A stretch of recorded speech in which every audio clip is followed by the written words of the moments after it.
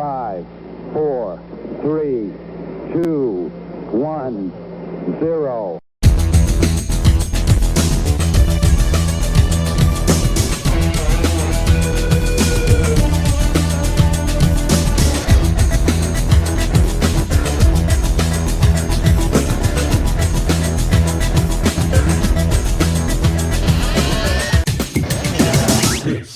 This is the Culture Clash. Liftoff. We have a liftoff. Hey, Happy New Year, everybody, and welcome to Culture Clash Live, the first of the new year. This is Culture Clash Live, episode 242. Hello, 2024. And I got to do a quick shout out here because I see our good buddy Kenny Crayley has wished both me and my co-host, who I'll be bringing in just a moment, a Happy New Year. Happy New Year to you, sir. But you know what? It is 2024. I thought I could do this show alone all through 2024. It might up the ratings, but now then I realized if I do it with a certain person, it's always better and it's always so much more fun. Rumor has it he is old man time. I call him Mr. Kevin Reitzel, aka Spartan _ Phoenix. No, you can't hide from time, Kevin. You can't hide from time. Is it safe to come out? Ask Adam O'Brien. He says it's 2024. Wow, already, and he's been dodging trees and storms and all kinds of stuff. So, are Blu-rays in 4K still around yet? No, sorry. What's up, buddy? Oh, not too much. Happy New Year to all the listeners out there, and watch and viewers. Yeah, we're in 2024. It's Culture Clash first episode. We got some. What's up, Adam? We're going to be covering close out of some things from 2023 and talk about some things in 2024, plus some little fandom news, some reviews, a little buy it, stream it, unsee it. We got all kinds of stuff going on here, but you know what, Kevin? First of all, how was your Christmas? Did you have a good holiday season? Yeah, it was just relaxing. Nothing really to kind of write home about. You know, it's gotten to the point to where like. Usually I'll buy stuff for myself that I want, you know, and I did buy something in England and brought it back with me. I want to show it to you real quick. I went to Forbidden Planet in London, and it was on sale for £15. So I got Solo Speeder. There you go. I always love this thing. I always thought it looked kind of cool. So yeah. By the way, don't you have something you bought in London for me still in your possession? Oh yeah. Yeah, it's somewhere here. Yeah, I owe you a movie, don't I? It's somewhere around here, Kyle. I'll get to you. Well, speaking of possessions, Kenneth here, he loaded up obviously at Best Buy or somewhere today because he got himself a new audio video receiver, Dolby Atmos, and he picked up Mando seasons 1 and 2 on 4K. Those seasons are going to sound good through that thing. So yeah. What did Adam do? What he said? He's talking some Rebel Moon, which we're going to be talking about a little later. Oh yeah. I saw your review on that, Adam. I liked your review. Well said. Yeah, I got thoughts. We're definitely going to be talking a little Rebel Moon a little bit later. But Kevin, before we get into the heart of the show, I want to talk about something I got over the holidays. Please do. I'm excited for this. This is cool. I put a post up on my Facebook a couple days ago because I was been doing some retro gaming thanks to Santa Claus. I received for Christmas the Atari 2600 Plus. Now, if you are not familiar with this, Atari put this out. It runs about $139.99. It's a emulator, but it looks like the classic Atari 2600. It's about half the size of the original 2600, but you can hook it up via HDMI. It comes with the classic Atari joystick, and you get a cartridge that has 10 games on it. And now, question: do those little knobs on there work like the old school one? Yes, they do. Oh, that's so cool. So it comes with a cartridge, and here's the interesting thing about the cartridge. If you can see it in the picture there. There's 4 little switches on the cartridge, and you have to move those switches in a particular spot depending on what game you want to play. But it comes with 10 games on that cartridge. Adventure, of course, for all you Ready Player One fans out there. The classic Atari that used to come with the 2600, Combat, Dodge 'em, Haunted House, Maze Craze, one of my favorites, Missile Command, real sports volleyball, surround, video pinball, and another one of my Atari favorites, Yar's Revenge. Do you want to play a game? How about global thermal nuclear war? That's awesome, But- dude. That yeah, is so, and I love it. Still has that like wood panel look on it too. That's really cool. But not only did I get that, they have an accessory for it too, Kevin. The old Pong paddles. Wow. You can play Centipede with those. Yeah, but it's kind of hard. You don't have but it comes with a 4-in-1 cartridge where it includes Breakout, Canyon Bomber, Night Driver, and Video Olympics. That's so cool. Wow. But there's even more to the more. Because the Atari 2600 Plus not only plays these cartridges, it plays the classic Atari 2600 and Atari 7800 games, the originals. Wow. That I've done cool. a little eBaying, and I picked up, for example, Spider-Man, the original Atari 2600 game. With its, I mean, come on. Look at those graphics, Kevin. Who needs Spider-Man 2 on PlayStation 5? That's what I'm That's telling pretty you. gorgeous. That's some edge. That is some top edge square pixel use, my friend. Yes.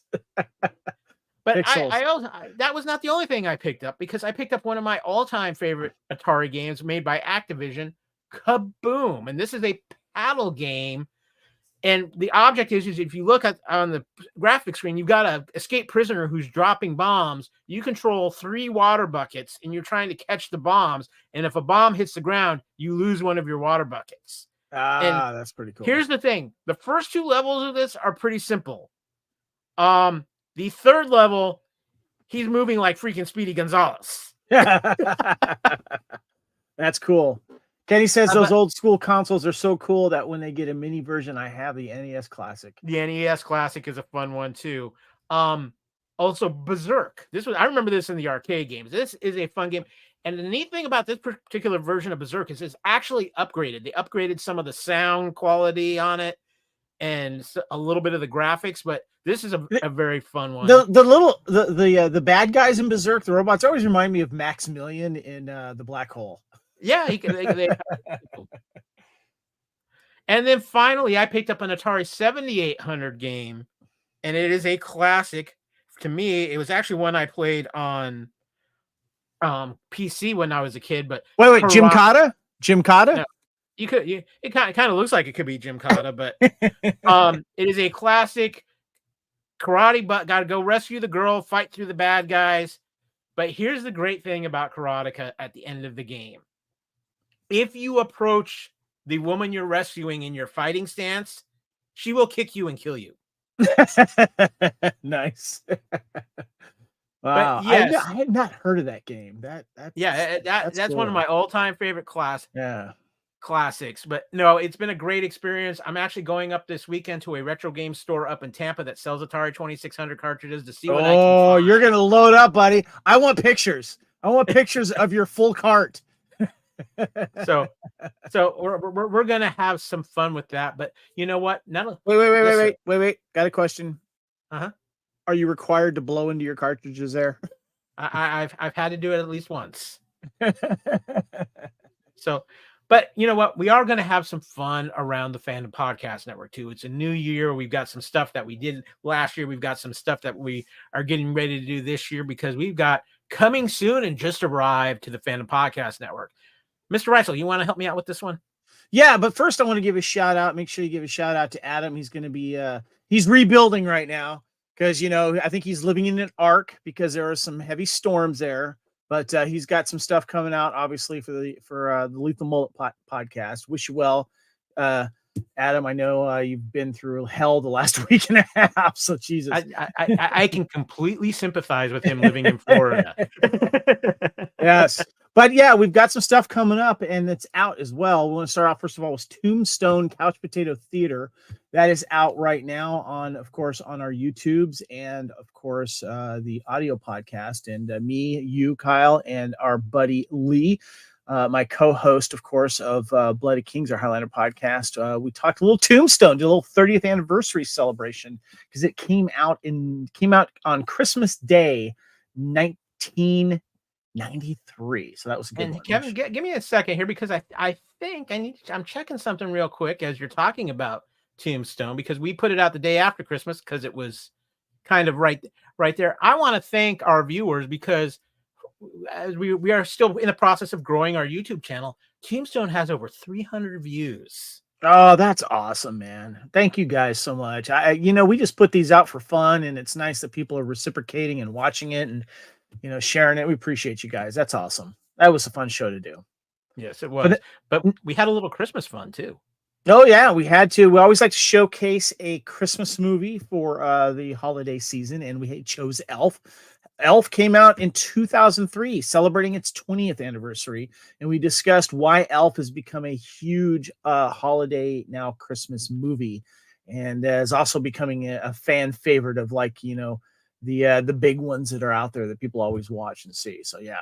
Next, we got, of course, my favorite, one of my favorite movies, Demolition Man. And we had, of course, our buddy Adam O'Brien from the Lethal Mullet as a guest on this as well. Celebrated its 30th anniversary, of course, in 2023.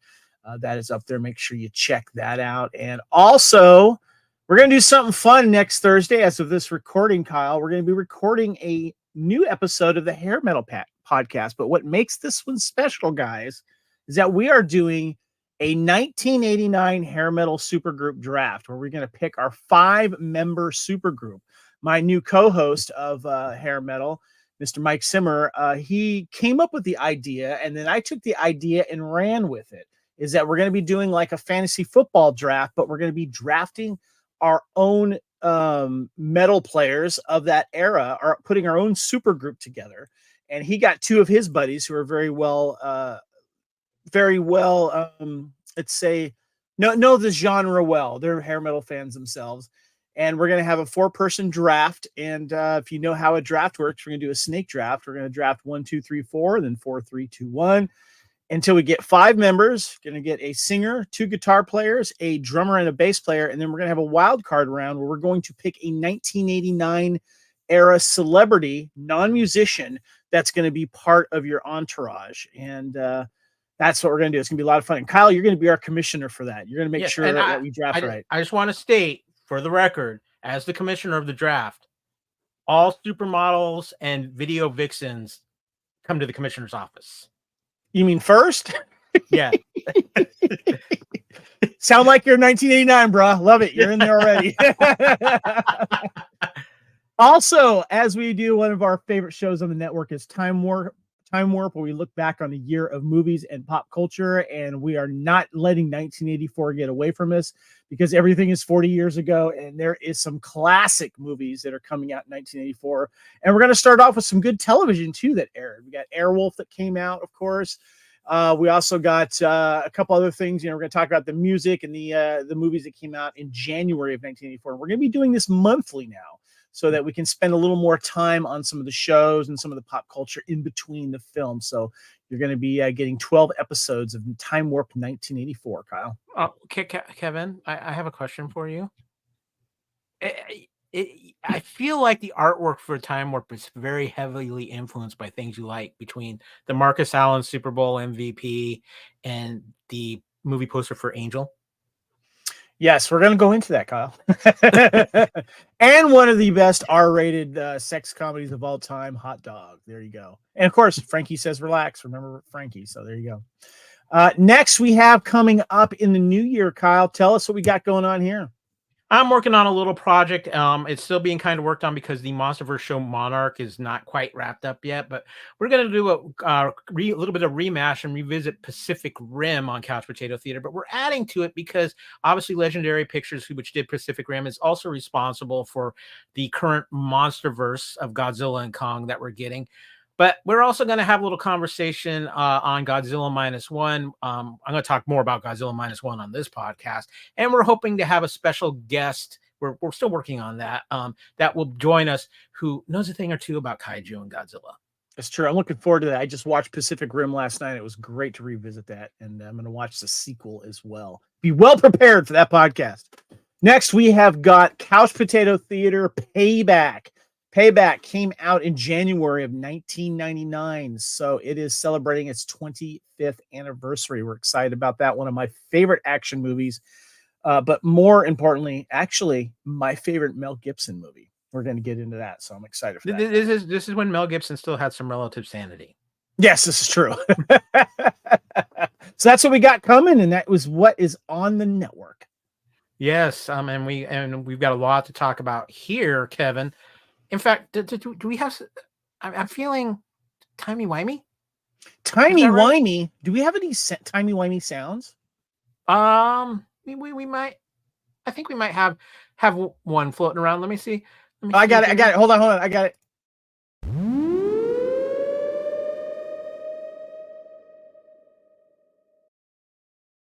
I borrowed that from Time Warp. Bro, it came from Time Warp. However, I've got something even better. Oh yeah, what you got? Oh, you got the Sonic pen. Nice. Curse of the 11th Doctor, Mr. Matt Smith. But yeah, so I have to give a shout out, Kevin, because we have a member of the Fandom Podcast Network who helped inspire this idea. Our queen of movie foo, Lacey Adderhold, kind of got us rolling. I was recently visited with her and watched a classic, in my opinion, time travel movie that she had never actually seen before. Neither have you. And we're going to talk about that soon, but it's inspired another idea. But she had the DVD, but hadn't seen it yet. Is that what it was? Exactly. like you haven't done that. Okay, so wait, hold on. We're talking about The Sound of Thunder, Kyle. Was it 2005, 6? I can't remember. Right, 2004 actually. 2004. Sound of Thunder. Yes. So what we're going to do, Kyle, is we're going to celebrate a little bit of timey-wimey, right? Yeah, we're going to do a little bit of Fandom Podcast Network Time Travel Spotlight. So we Kevin and I have been talking about this, and we kind of have a plan. Over and probably, I would say, the first half of the year, let's say. Kevin and I are going to be we're not going to be solid on the time frame because it's timey-wimey, but we're going to spend a good portion of this year talking about time travel. Yeah. So what Kevin and I are looking at is going forward in Culture Clash, starting our next episode, which we will be discussing Sound of Thunder. We are going to be covering some of the more maybe quite not so well-known time travel films and maybe even TV shows. Yeah, I want to give the reasoning for this. So I did a query, put a post out there on social media last year, and I saved the post. I wanted recommendations for time travel movies that weren't your big blockbusters. Like I didn't want to hear about Back to the Future or Terminator and stuff like that. I wanted to kind of more underneath the radar appreciated time travel movies, and I got a lot of great suggestions. And of course, you mentioned, of course, Sound of Thunder, which we have up here a picture of. We have the original poster and DVD release picture, and then we have the more exciting one with dinosaurs on it. But one of the ones, Kyle, that I'm going to check out too, because I've never seen it, and it's a classic, is Somewhere in Time with Superman himself, man. Christopher Reeve and Jane Seymour. I've never seen it before, so I'm excited for it. Yeah, it's going to be a lot of fun, and it might culminate with our other show, Couch Potato Theater, where we cover some of the bigger blockbuster time travel. Yes. Films. So think about your favorite time travel movies and TV series. Give us a shout out, and we'd love some more input on that. Yeah, I can promise you at some point we will be covering all the different devices for time travel. There might be some vortex manipulators. There might be some DeLoreans. There might be a little H.G. Wells machines. Also, a hot tub. Yes, definitely a hot tub. Also, we're going to be doing a Culture Clash episode 8, Magic 8 Ball, where we're going to pick our top 8 time travel movies and or TV series. I will say this too. We will have probably, besides the hot tub, we will probably include a motorcycle time travel. So we are going to become going everywhere. However, as Kenny said, Somewhere in Time is a great film by my favorite Reeve. It's my favorite Reeve film after the He keeps saying Somewhere in What? Time is a great film. My favorite Reeve film after the first two Superman films. Yeah, that's what I've heard from fans before, and the fact that I haven't seen it is amazing because Jane Seymour is in it, and I love Jane Seymour, Mm-hmm. so Well, who I'm gonna doesn't? check it out. And Who yeah, doesn't love James Seymour? But you know what? We do have some news to talk about that's been happening in fandom as well. So, ladies and gentlemen, Let's news.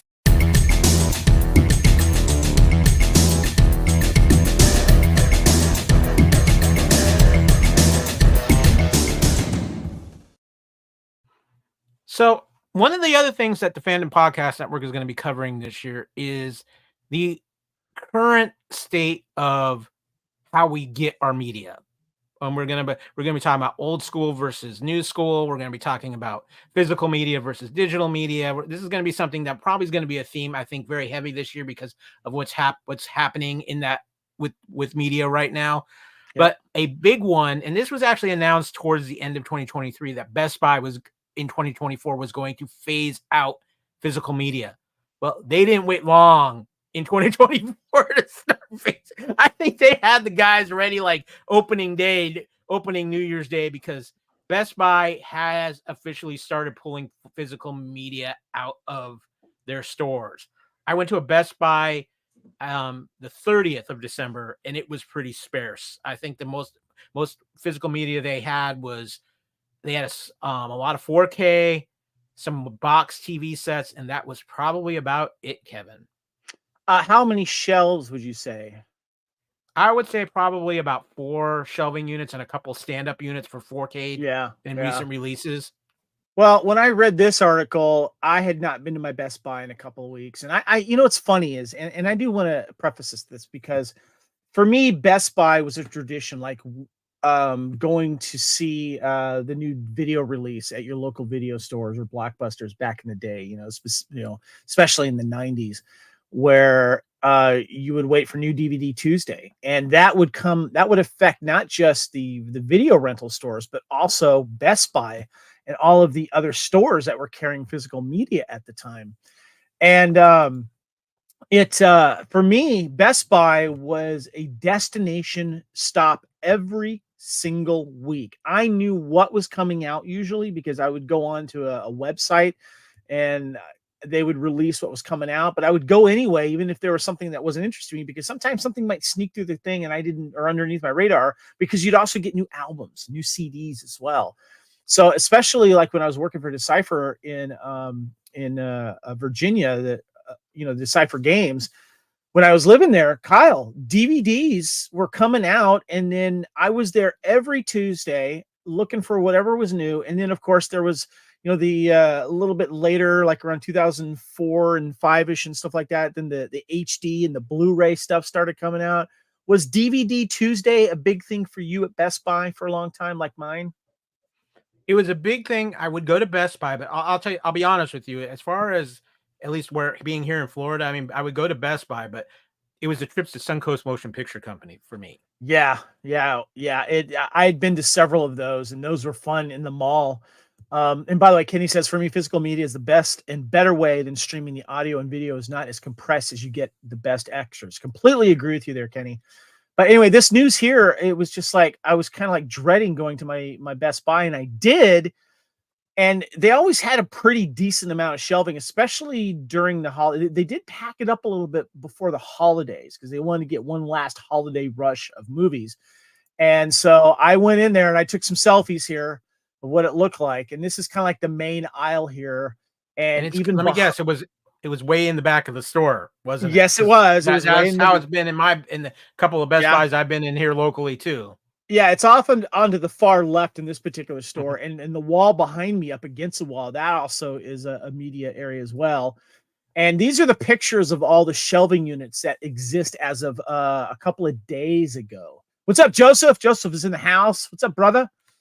But the picture on the far right, Kyle, that one is yeah, was at the adult section. Yes, I was. I was in the Steelbook adult section. Very special.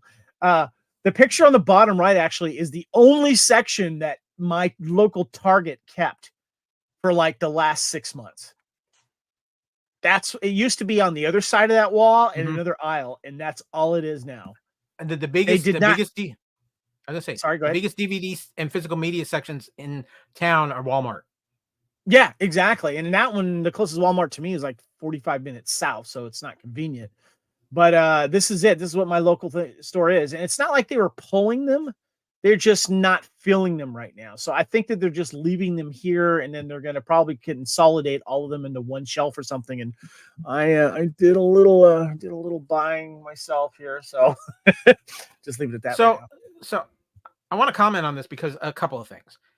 I am a digital guy. I have become a digital guy, but I kind of do my digital differently than a lot of others. And Kevin and I have talked about this, and we will be talking about it in a later episode of Culture Clash we have planned. But I want to say this because I still do keep certain things that are on physical media because I know they're either not available on digital, or it's just something where, especially like with my anime collection and some things like that, they haven't even come out on Blu-ray. They have never even upgraded to Blu-ray. So, but what I find interesting about this is considering the push that for 4K that's still out there. I cannot believe they're not even stocking 4K. And that kind of is a little mind blowing to me. I can understand DVDs. I can even understand Blu-rays, but the fact that they're not keeping at least a full shelf of nothing but 4K is blowing my mind. And let's explain that for people that don't know. 4K are universal Blu-rays. You can play them in any player around the world. And they're a higher quality even than Blu-ray too. Higher quality as well, and a lot of them come with digital copies as well, which is cool. But yeah, that surprises me as well. I'm going to make sure I get a secondary 4K player, but I have a feeling that 4K is not done yet. And yes, Joseph, Walmart is going strong on DVDs right now. Some are a little bare, depends on which one you go to. I also want to just throw this out for some people because there is later this year some physical media coming out on 4K with some Jim Cameron films that we've been waiting for a very long time to come out on a Blu-ray, 4K, whatever you want to call. But two of them came out on digital on iTunes over the holidays, and they kind of snuck them out without much fanfare. But The Abyss and True Lies are available in 4K on iTunes if Apple is your route for digital films, and they also upgraded Aliens to 4K. Yeah, thank you for the heads up on that, because I went and bought the Abyss and True Lies on digital 4K, but I'm still gonna get it when it comes out on actual disc, But there was something I was telling you about that I want to tell people about here, because if you really want to understand the difference between 4K and like a regular film, The Abyss, which has the digital version of this, has all the extras that are going to be included on the 4K DVD that's coming out. It includes the special edition director's cut, the Abyss special director's edition cut. But that is not in 4K. The original film is in 4K. So if you really want to see the differences between a 4K and the original, it's picture-wise and sound-wise, it's jarring in a way because the picture is so crystal clear. So, but with that, we'll get into more physical versus digital later in the year with Fandom Podcast Network. But we have some other news. We have some MCU news, Kevin. This isn't True Believers, but we do have some MCU news. And one is including a film that is trying to get off the ground to get into production, and that is The Thunderbolts. Now, Stephen Young from The Walking Dead, and he voices Invincible on the Amazon animated series, been in a lot of things recently, was set to play the character the Sentry. Now, I'm going to be honest with you, I didn't see him in this role. It just didn't seem like a fit to me. Well, he has pulled himself out of this role in the last couple of days. Now, he's saying he is being very apologetic to the fans and to the Marvel Studios. He said there are scheduling conflicts that have arisen due to the strike and some other things, but he would very much like to be in another role in the MCU down the line. I'm wondering if we're going to see a lot of this. Sorry to interrupt, Kyle, but I wonder if we're going to be seeing a lot of this or hearing about this stuff later, because the strike really messed up a lot of scheduling. And so a lot of these contracts that these characters were maybe into, and, they either were into another project and then they get pulled into something else that they have to pull out of things that originally they might have been due, because now they have to do this that was delayed because of the strike. Yeah, I think that's going to be very interesting. there's been some early talk that Henry Cavill, which I think is honestly a better fit for this particular character, might step in, but it's going to be interesting to see how this is. And the Thunderbolts. Let him do Highlander first, and then we'll talk about stuff. Well, and I think the Thunderbolts is a film that still needs some work done to it, and I don't think this is necessarily a bad thing because the MCU needs to do a little kind of reshuffling of the board and figuring some things out. So we'll see what happens. But speaking of the MCU, while this is not official, a lot of people are saying it's going to be soon. Obviously, one of the things that had ended 2023 on kind of a sour note was everything that happened with Jonathan Majors. Yes. I will be honest with you. I am a fan of Jonathan Majors, the actor, and his acting abilities. I loved him in Lovecraft Country. He had a Korean War movie he did where he was a pilot, and that was, I thought that was a phenomenal film. And I was a big fan of him as an actor. He's gotten himself in some trouble. We've all read it. One interesting tidbit: he is going to be interviewed on Good Morning America on Monday morning, the 8th, and it's his first. Hold on, you sorry, who's being interviewed? Jonathan Majors. Okay. Is being interviewed Monday morning on Good Morning America. His first interview since everything happened. So if you've been following that story and you want to know that more about that, great. But the story that's been making the rounds is a very strong rumor, and I've done a little research on this, and it looks like it's a very strong possibility this is going to happen. Kang is too important of a character for what the MCU has planned to get rid of him completely, I think. And they have been talking about a replacement for Jonathan Majors. Coleman Domingo, who I am a huge fan of from his work on the TV show Fear the Walking Dead. And he has been phenomenal on that show. Playing a character that plays in the shades of gray. Good guy, sometimes bad guy, sometimes just, he's looking out for number one.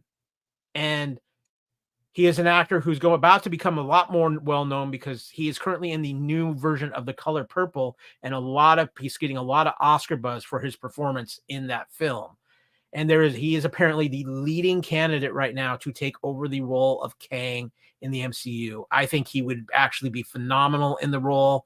He said in a recent interview, he feels he's ready as an actor to play in one of these comic book movies. And he says, I want to be the villain. I want to do the dirty stuff. I want to do the naughty stuff. I want to be that role. And I think he would make a very good Kang, Kevin. That's cool. I'm not familiar with this stuff per se, but we'll see what happens. I'm intrigued. Yeah, I think if this happens, and I'm telling you right now, Marvel Studios, make this happen because it's brilliant casting, and I think it would be a great way to kind of get people to move on from Jonathan Majors as Kang. Kevin, I know you've been anxious for that for a while anyway. Nothing against Jonathan Majors, just you weren't a fan of his performance as Kang. Yeah, I'm not a fan of his performance as Kang. Let's move along. So, well, you know what? It is that time in the show too, because you know what? We've talked about the news. We've talked about what's coming with the Fandom Podcast Network, but we haven't reviewed some things, and I know we've seen some things. So, ladies and gentlemen, it's time to buy it, stream it, or unsee it. That is right. Kevin and I have seen a few things. We're going to talk some reviews here, which means that when we're talking reviews, spoiler alert. Kevin, do you want to hit the button? I know you go. You go ahead. You're so a New Year's resolution is going to let me hit some buttons.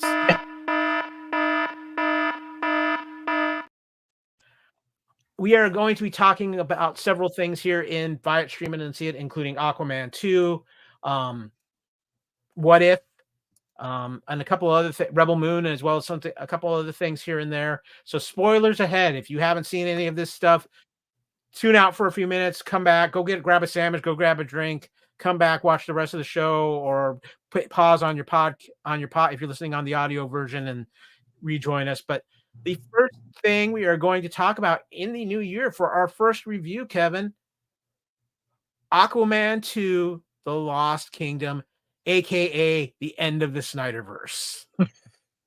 The end of the Snyderverse? Pretty basically, yes. This will be the last film based within the Snyderverse of DC. DCU. Let's clarify that. That's the end of the DCU Snyderverse, right? Yes. So, Kevin, I know you actually saw Aquaman before I did. I saw it here just a few days ago. What were your thoughts on Aquaman 2? Well, I put a post on social media, and I'm just going to read that post because, that's the way that I felt at the time. It's still how I feel. But I said, Aquaman and the Lost Kingdom, non-spoiler review. Well, this is a spoiler review now.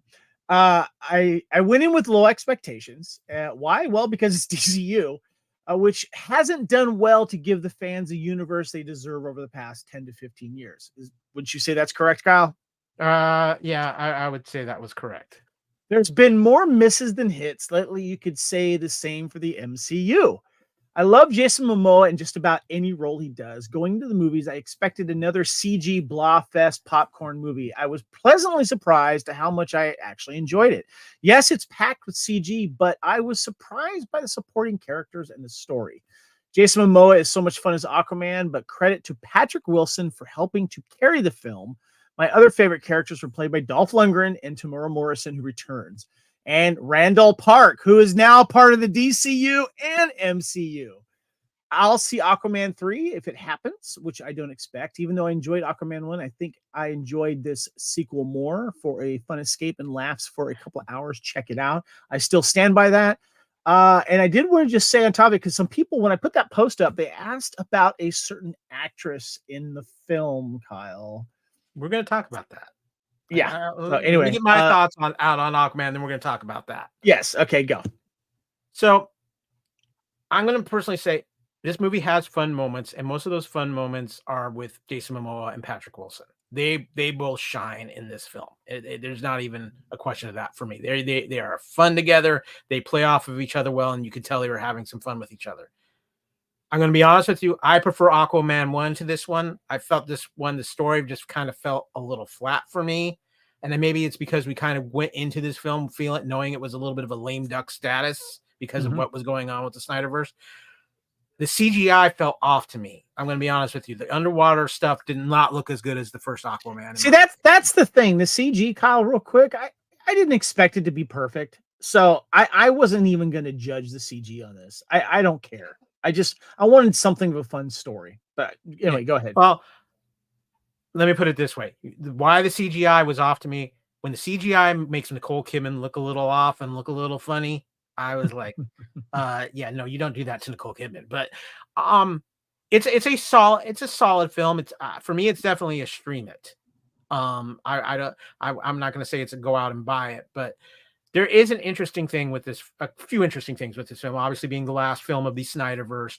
But more importantly, this film not only got stuck with that, it got stuck with a co-star problem. And of course, if you have been in the know of what has happened between Amber Heard and Johnny Depp, you know, and boy, Kevin, could you feel the edit in this movie? Amber was really cut. Yes, and as I expected, she was in it because she had to kind of tie a couple of things together, but not in it a lot. And I thought that was a good choice. I think it was the right choice, but it was definitely felt. You could feel how much there was a lot of scenes of her that were cut out of this film. Yeah, definitely. So what is Aquaman in the Lost Kingdom? Is that a buy it, stream it, or unsee it for you, Mr. Well, to me, it's right in the middle there. It's definitely a stream it. It's just a fun popcorn film. But, as me liking physical media, if they release an Aquaman 1-2 like duo pack or something like that, I might pick it up. Because I honestly, I loved Randall Park in this as the Dr. Stephen Shin. And I love Patrick Wilson in this more than the first, He kind of stole the film, to be perfectly honest. I think he did too. I agree with you on that. This could have been his film, and I'm a fan. But dude, Dolph Lundgren, come on! Well, I mean, he's more of a role than I expected in this film, and I just love seeing Dolph Lundgren back doing stuff in action. It's great. There is one thing, and I'm not going to completely spoil it, but there's another reason why this movie can only be a stream for me. What is that? Cockroaches. What? What happens with cockroaches in this film? Oh, yeah. Especially in a mid-credit scene. that was funny, yeah. So anyway, I'm just gonna say stream it, but I might bow down and buy it in physical media later on because I wouldn't mind watching 1 and 2 back to back. So yeah, if it's a $10 thing, I'll probably pick it up to be a completist because I do like Momoa, I do like Patrick Wilson. Yeah. So, And those two, I tell you right now, those two working together, it was great. I loved it. yeah.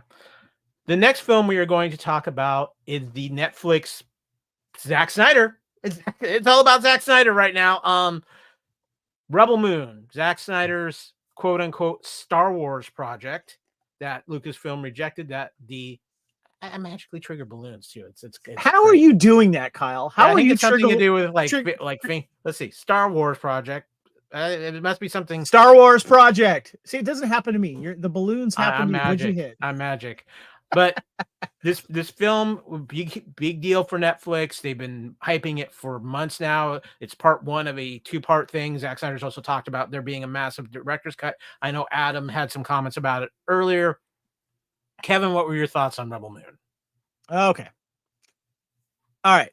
So immediately going into this, I knew that people were going to love to hate on it. I knew that people were going to hate watch this and love talking about how much they hate it. Guess what, Kyle? We were right.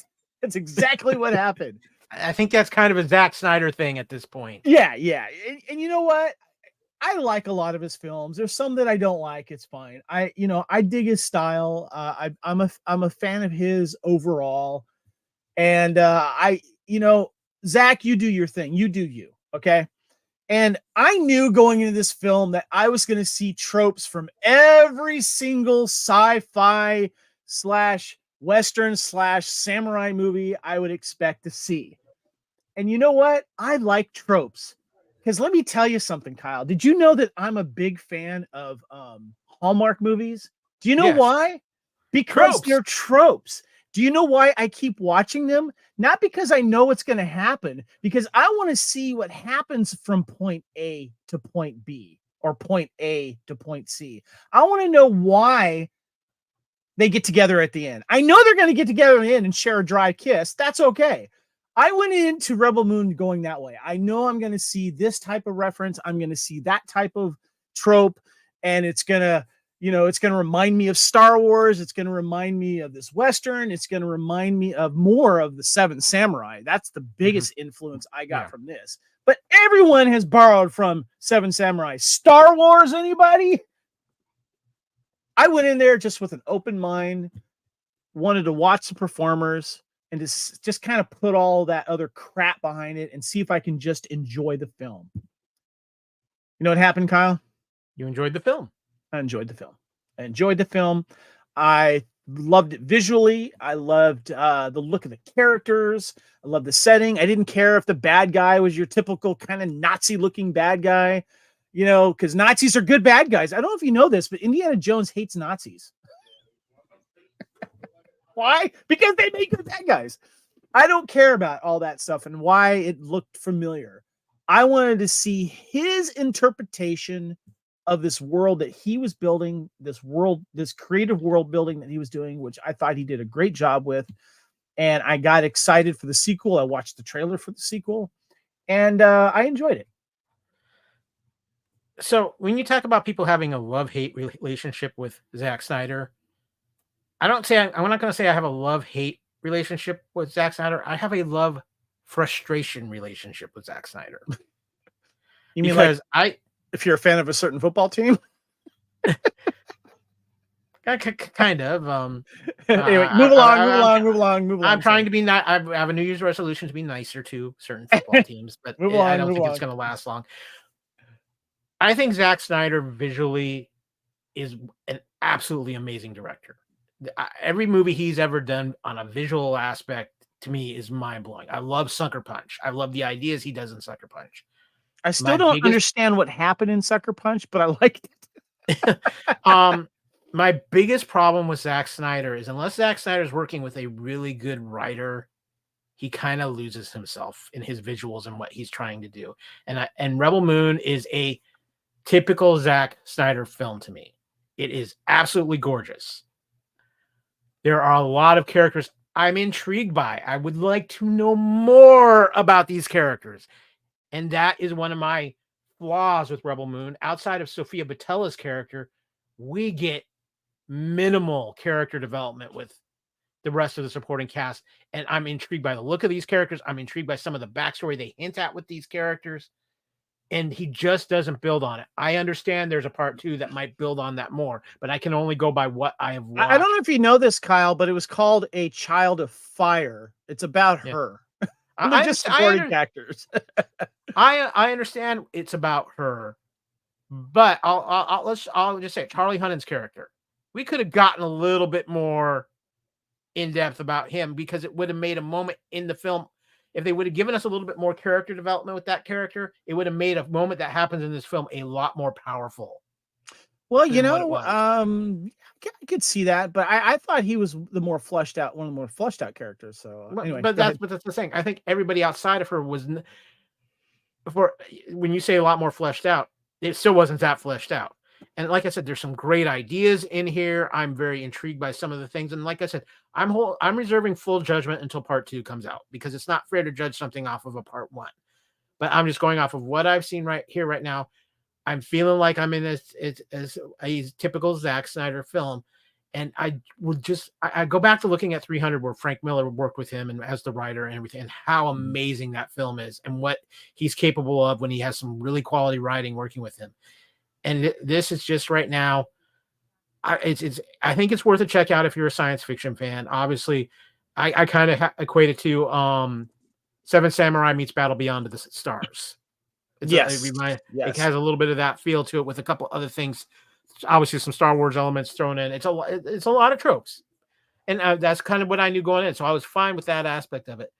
I'm just hoping that the second part develops some things more in this world, and I'm going to wait until then. But for sure, right now, for the record, people, Battle Beyond the Stars, which I saw reference this, it was just a ripoff of Battle Beyond the Stars. Battle Beyond the Stars came out after Star Wars, came out in 1980, and it was a trope of a bunch of other science fiction. It was a Roger Corman film. Yeah, and it was, it was inspired by a lot of stuff, but it was inspired mostly by Star Wars, which of course was also inspired a lot with Joseph Campbell and of course samurai films, Hidden Fortress, Seven Samurai, all that kind of stuff. So yeah. But I mean, you obviously can't buy Rebel Moon, but if on our ranking system, I would definitely say it's a stream it. I think if you're a science fiction fan, a fan of Zack Snyder, or a fan of it's an amazing cast. I will not argue that point. It is an absolutely phenomenal cast. If part 2 is not if I don't enjoy part 2 as much as part 1, and I don't feel like they complement each other, I'll just say stream it. But for me, I'm going to buy it. Like if this came out on physical media, I would definitely buy it because visually, I just get thrown right into it. And I'm okay with lack of writing and character development if you can compensate on other parts of it. It's the reason why I like to watch Ultraviolet. With that movie's, it's not the best written one, but man, it is gorgeous to look at, and I'm okay with that, so yeah. That was the Mila Jovovich film, by the way, from a long time ago. Yes, I remember it. But yeah. Next up, Kevin, we got something you've seen I have not seen yet, but it has Sydney Sweeney in it, and that makes me happy. Yeah, so I saw I saw this as a double feature, actually. I went to go see Aquaman 2 and Anyone But You. I was in the mood for romantic comedy. I don't know if you know this, Kyle, but I like romantic comedies. I'm a rom-com guy. Like rom-coms. And there hasn't really been a lot of theatrical rom-coms as of lately that have really kind of garnered any attention that I know of. They've been mostly straight to video, like streaming, stuff like that. And I'm becoming a fan of Glenn Powell, Kyle. And also, this is the reason why, and you're the reason why I went and bought the movie Devotion, which I haven't watched yet, that I really want to see, because Glenn Powell, to me, I'm more familiar with his part in Top Gun Maverick, which he was really, really good. He kind of played the Iceman type character, the cocky good pilot, good looking guy. I could see him becoming the next leading man of a lot of stuff coming out. Yeah, I was gonna say this movie has two of the hotter actors in Hollywood, and I don't just mean that because they are two of the hot names to put in movies right now. Either we are talking about some beautiful people here.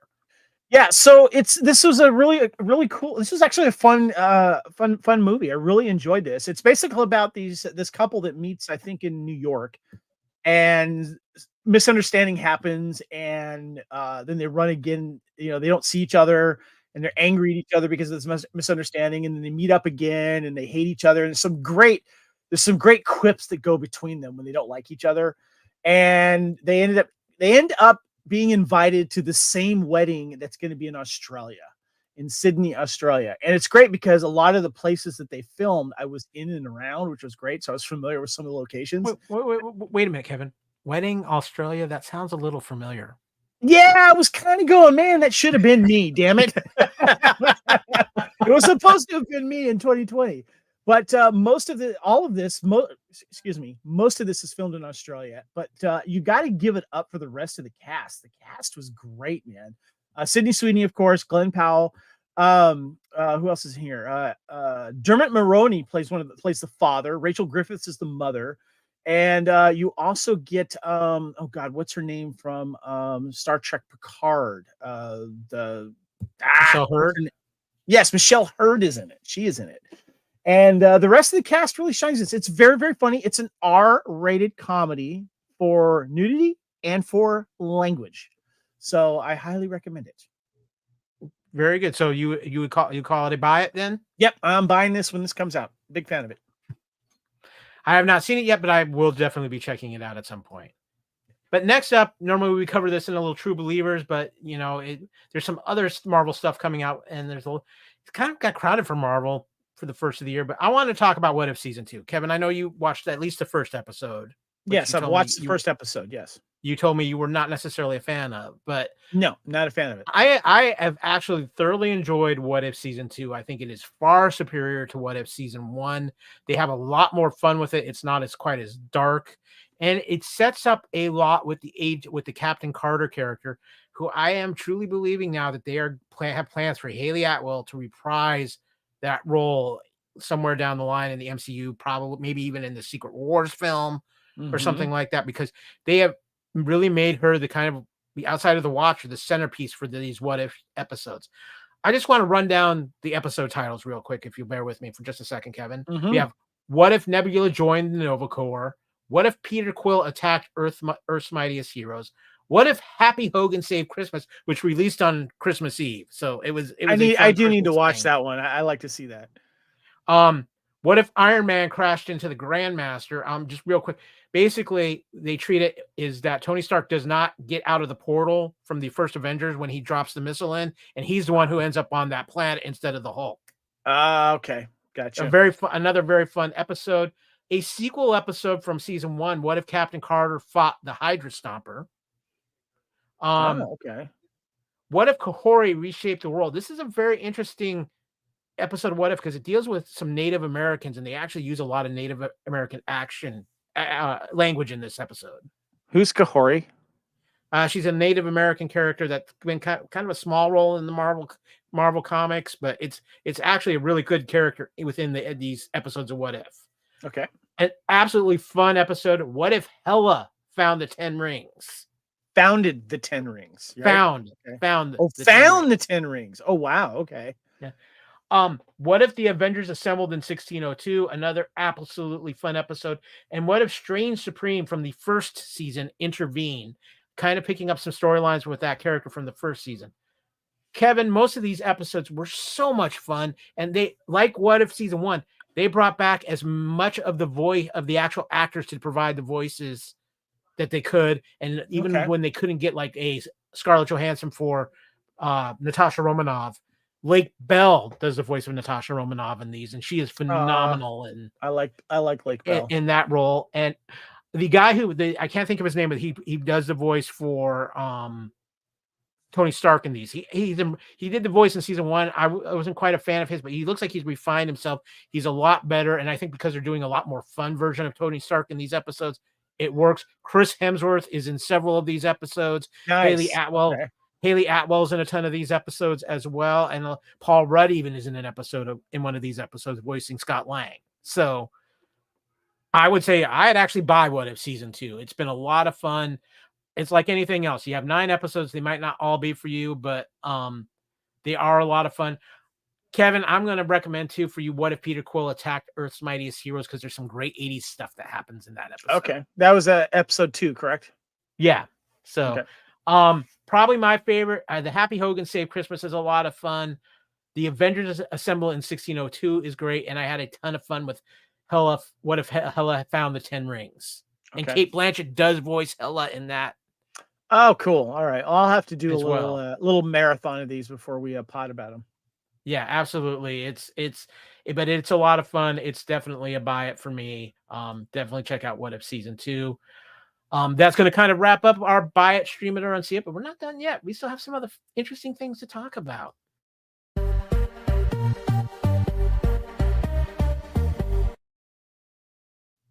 Kevin, rumor has it we actually ended 2023 finally. Yes, we did. We finally did. Yeah. And part of that, so we're at the point now where we're going to kind of do a little bit of a look back at 2023 and kind of look ahead to 2024. And Kevin and I, everybody has their best of lists. Kevin and I kind of did a little bit of our top 5 movies for 2023, plus a few honorable mentions, maybe something that wasn't quite so good here. Kevin, we kind of talked about this off mic. I'm not going to say this was the greatest year for movies ever. And I know because a lot of stuff got moved into 2024 because of the strike and everything like that, but still some fines in this year. Also, too, we're still getting the effects of COVID last year and how stuff was delayed and people were patching stuff together. But yeah, I mean, it was kind of like the full 2023 was the full return to movie theaters setup sort of thing, I guess. Because 2022 wasn't quite there yet. People weren't quite ready. But 2023 was like, okay, it's safe to come back to the theaters. Let's get out there, Yeah. Now, for our list, obviously, we wanted to do movies we had seen. We weren't just going to go by like reviews and stuff like that. We had actually seen these films to give our personal thoughts on that, because I'm looking at the IMDb's best of 2023. It's a little rough. Yeah. So let's read this for the people that are listening to this. So at number 10 was The Flash. And this is the top movies of 2023, according to IMDb. Number 9 was Killers of the Flower Moon, which I haven't seen yet, but it's going to drop on Apple Plus in a few days of this recording. I think it's like the 12th of January. It'll be on Apple Plus. Spider-Man Across the Spider-Verse at 8. Five Nights at Freddy's at number 7. The Super Mario Brothers movie at 6. That made a ton of money. John Wick Chapter 4 at 5. And The Little Mermaid at 4. Guardians of the Galaxy at 3, Barbie at 2, and Oppenheimer at 1. So, yeah, we're as we get into this, you're going to see we kind of vary from some of the things on this list. Yeah. I'm just not feeling it, Kevin. I don't know what's going on there, but I am just not feeling it. But you got Kyle, we're going to start with you, and you got some honorable mentions first. Yes, absolutely. And so honorable mentions, and this was tough because there's I could have probably put 4 or 5 more films on this list. One I'm going to talk about here too, because I know you have it in your honorable mentions as well. But these were my 3 honorable mentions. Gran Turismo, I'm going to be honest, biggest surprise film of the year. We're going to talk more about that a little later. John Wick Chapter 4. And Dungeons and Dragons, which was another great fun surprise for me. It was way better than I thought it was going to be. Also, I want to put in my honorable mentions. I know you have here too is Mission Impossible: Dead Reckoning. We'll talk about it more when we get to yours. But those are kind of my honorable mentions for 2023. As far as my top 5 films, number 5 is The Marvels. I had a ton of fun with The Marvels. Yes, the Flurkin always win my heart over anyway. I'm a fan of the kitty cats, but I think this was just so much fun. I think it was a immense improvement performance too from Brie Larson as Captain Marvel, and I think it helped having those other two to play off of. It really, I think she was a lot more fun and relaxed as the character in this, and I think it was better. I think it was better writing, and she felt more comfortable with it. Yeah. Extraction 2. In my honest opinion, the best action film this year. As good as John Wick is and had incredible action sequences in it, Extraction 2, I was a fan of the first one, and this movie blew the first one out of the water. And I think I love Chris Hemsworth in this role, and it was so well done. I wish this would have gotten a big screen release by Netflix. Just so people that are watching, listening, you're going from 5 to 4 right now. Yeah, 5 to 4. Gotcha. Yeah. Okay. Number 3 for me, Spider-Man Across the Spider-Verse. I love the first film. This film was was amazing. Animation work was incredible. The voice acting, the music, everything about this is just everything they've done with this Spider-Verse films. I've just thoroughly enjoyed. I love the Miles Morales character. I really like what they did with the Gwen Stacy character in this as well. I can't wait for the sequel whenever that's going to happen. But just thoroughly enjoyed this. One of the best animated films I've seen in a long time. Number 2, the best Marvel movie of the year, and really, I think probably the best Marvel movie they've done since Avengers Endgame, Guardians of the Galaxy Volume 3. This had an emotional gut punch in it. The phenomenal story of Rocket in this film, and just feeling like closing the chapter on this last true trilogy left over from the Infinity Saga. And I hope it's not the last time we're going to see Guardians characters. I'm pretty sure it won't be, but just absolutely love this movie. Some heart-wrenching moments, some emotional moments, and just phenomenally fun, like all the Guardians films. But my number 1 movie of the year, and I'm honestly surprised I'm even saying this, and I've been very excited for this movie for a long time, Godzilla -1. This is the movie that is taking over the world. They keep extending out its stays in theaters. It had an $18 million budget, which it's well surpassed. It is a phenomenal film, not only because it's Godzilla in it, and it is one of the few Godzilla films where you truly invest yourself into the human characters as well. I'm surprised that it had such a low budget, because it does not look like a low budget film when you watch that movie. No, It's amazing. yeah, but if you would have told me that's a good top 5, brother. I got you. If you would have told me at the beginning of the year Godzilla -1 would have been my top film, I would have thought, well, I might make honorable mentions because I'm a Godzilla fan, but it was phenomenal in so many ways, and just go see if you have not had the chance to go see it while you have a chance on the big screen. It is a must-see big screen film. I would agree with that. Yep. So, what about? Oh, wait, I do. Hold on, Kyle. You're still on deck here. Yeah. Unfortunately, too, when you talk about the best, you must talk about the worst. And I have a tie. And guess what? They're both DC films, Kevin. The Flash and Shazam: Fury of the Gods. And there's some different reasons for this. I'm going to be honest. The first time I saw The Flash, I came out, I think, probably feeling a little bit of the retro high of having Michael Keaton back as Batman. When I tried to rewatch The Flash on HBO one night, I couldn't even get 5 minutes into it because Ezra Miller, it was so annoying in this film. And you have to him. Yeah, you're not a fan of Ezra. Yeah. The thing is I've seen some other things I've liked him, but I do not like his portrayal of Barry Allen.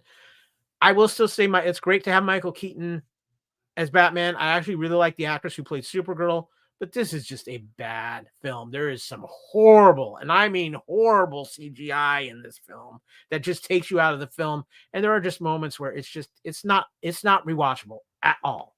It's like, okay, maybe if you give me the Michael Keaton cut of this film, but it is just rough. Shazam: Fury of the Gods. I had so much fun with the first Shazam film. It was just fun. I loved Zachary Levi's performance in it. I loved the kids' performance across the board. This movie was overstuffed, overacted, and just such a disappointment after such a fun initial film. And I think it's, again, I think with both of these films, there's another aspect we got to tie into it. The end of this version of the DC universe in film. And I think it really affected both of these films because I really do believe they had much support from the studios. Obviously, The Flash, there's a lot of other things that happened with that too that brought that down. But Kevin, this was just a rough year for DC, and these two films really, they are not rewatchable, in my opinion. And that for comic book movies to not be rewatchable, even if they're a heavier comic book movie should be rewatchable, and these films are not rewatchable. Yeah, I get you, brother. I'll come on that.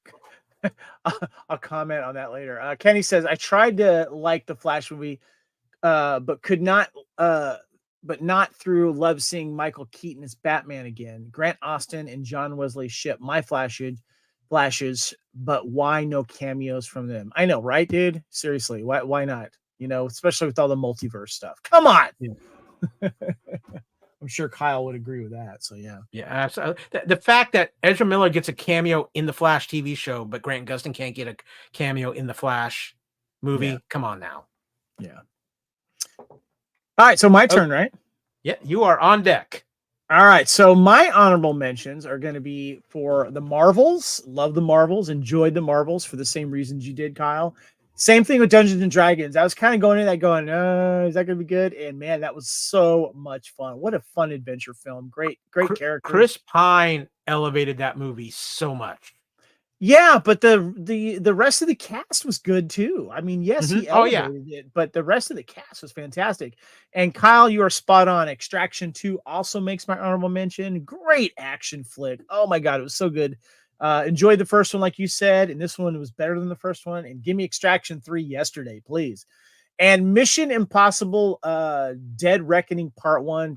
God dang, that was a good ride, man. Great cast too. Great stunts, Kyle. I'm just gonna say this: the ladies steal this movie from Tom Cruise. I would agree. Haley Atwell is phenomenal in this movie. Yeah, gorgeous too, by the way. Yeah. No, absolutely agree. Yeah, definitely. So those are my honorable mentions: the Marvels, Dungeons and Dragons, Extraction 2, and Mission Impossible. My top 5 movies, starting with number 5, Kyle, is going to be Godzilla -1. I was really, really surprised that I would like this film. I was expecting a fun, monster movie, and I've been going to the monster movies, Kyle. I've been watching them, just because I'm curious. And I remember seeing Shin Godzilla on the big screen with our friend Michael Morris, who of course is a kaiju expert and Godzilla lover. And I'm going, I got to see Godzilla on the big screen, because at the time, Kyle, we only thought it was going to be in the theaters for like about a week or so, right? Yeah. Then it takes off, and I'm going, damn, this thing is good. And I think I saw this on a double feature as well. Really enjoyed it. Also, then at number 4, love me some John Wick Chapter 4. I was of all 4 of them now, third is probably the least favorite, even though I still like it. But man, I love John Wick Chapter 4. I love that we got some new introductions to the world of assassins and traditions and things that you have to do. And also, too, Kyle, it's on my list because I got to go to Paris this year, visit the famous soccer course steps where the final fight took place. So I got to experience that as well. So that makes it number 4. Number 3 for me is Gran Turismo. I saw that on the big screen. I told you, Kyle, to go see it because it was good, based on a true story, and just a good supporting cast as well. But more importantly, Kyle, Gran Turismo has some great racing scenes, especially the Le Mans race at the end. That's where I was wondering if it was gonna chintz out, but boy, it did not. And I'm a big fan of like good racing movies. So yeah, that was good. Kevin, I think it's safe to say for both of us, it's a video game movie, and it was the biggest surprise of the year. Yeah, definitely. For you and me, yes, definitely. Yeah. Number 2 is definitely Guardians of the Galaxy Volume 3. Yeah, definitely one of the best Marvel films that has come out. Yeah, if you said it was the best one since Endgame. Yeah, I would have to say, I would agree. Definitely. It was really, really good. And even if it is the last time we see the Guardians, I just want to say that it is a good way to wrap things up. But I think we're going to see Peter Quill back. So yeah. And then number 1, Kyle, surprised me. I didn't know what to expect from this film. And that is Renfield. And not enough people have seen this damn film. Kyle, have you seen it? I have seen it. I did find it very enjoyable. It's very funny. Nicholas Hoult is great in it, and of course it's Nick Cage, just Nick Caging it up as a vampire. But here's the thing, though: Nick Cage is not the lead star, even though his name is at the top. He's kind of a secondary character in this, because Nicholas Hoult and Awkwafina and some of the cast in this is hilarious. Now, just think of this real quick. Nicholas Hoult kind of plays, his assistant, his longtime assistant, Renfield, to Dracula. And it's a toxic relationship, and he goes to counseling. And hilarity ensues. Not only is it as funny as you know what, but it is also very bloody and violent. Surprised me. I watched it again when it came out on video, Kyle. Enjoy it just the same. It is a movie people should see, and check it out. Well, Kevin, can you're not done yet though either because you talked about your best. Yeah, I got some worse too, and you and I are on the same boat on one of them there, Kyle. Yeah. I, I Real have a quick, tie. yeah. Kenneth Graley, John Wick Chapter 4, Guardians of the Galaxy Volume 3, plus Spider-Man Across the Spider-Verse were his favorite films of 2023. All good choices Nice. there. You can't go wrong. Nice. Yeah, so my tie is Shazam, Fury of the Gods. I ended up watching this, I think, on the plane, or no. I did watch it at home when it came on to Max, because I did not see it in the theater. I wasn't drawn to it because I enjoyed the first one too, Kyle.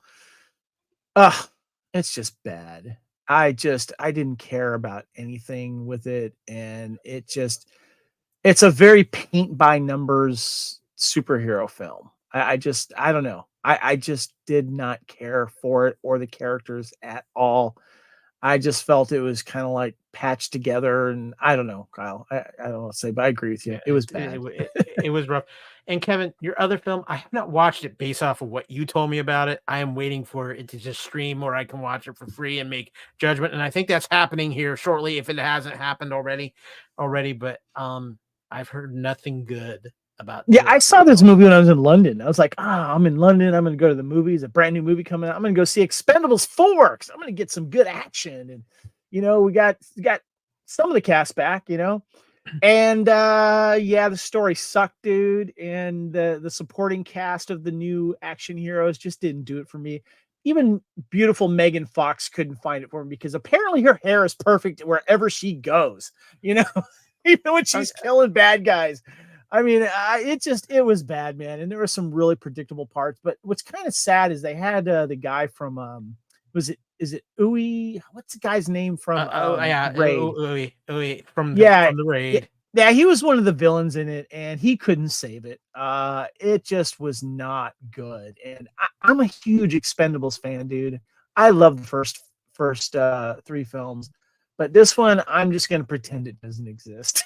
Okay, Kevin, I'm gonna ask you: is it time to retire the franchise?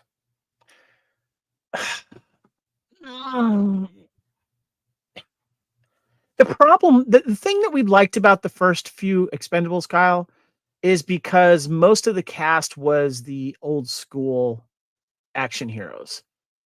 And they're trying to bring in the young blood, like more of the young blood, but they don't know how to be action heroes. That's my problem. And this movie mostly showcases Jason Statham because I figure they're going to let him be front and center here. And he is front and center most of this time because the story is mostly evolved around kind of him and what's going on. And the rest of the cast just feels like this is the new It people. Let's just see him shoot guns. And it doesn't work. Can I be honest? I'm more intrigued by Statham's upcoming movie Beekeeper than I am Expendables 4. And that's even before. Yeah. So, but I would love to get your thought. I do want you to watch this crappy movie, Kyle. I'm actually asking you to do it because I want your thoughts on it. I want to see if as soon as I know it's available for streaming, I will watch that crappy movie. Okay. Before we close out of this section 2, I want to throw out one TV show here that was a big surprise for me. We talked about Gran Turismo. It's actually a TV show that it was also based off a video game. People saw it, but not enough people saw it because it's on Peacock streaming. The Twisted Metal TV show with Anthony Mackie was. If I had Peacock, Kyle, I would watch it, but I don't. I know you don't, but it is so incredibly fun. It's got a little bit of that Deadpool fun vibe to it, and they know what it is. There is guest stars galore in this, including Nev Campbell, Kevin. Can I give a shout out to a guilty pleasure I did over the holiday weekend? Is Obliterated.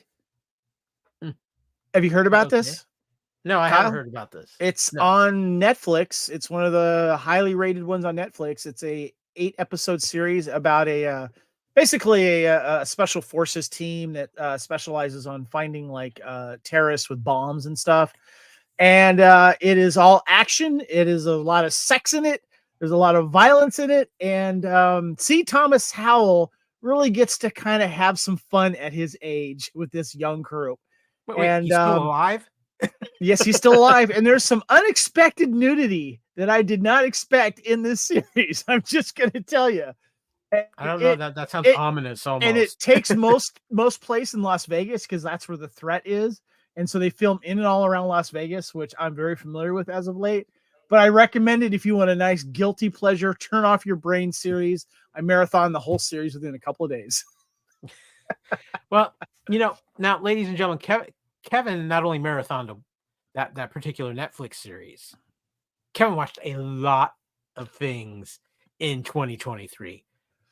And we're going to explain that in just one moment.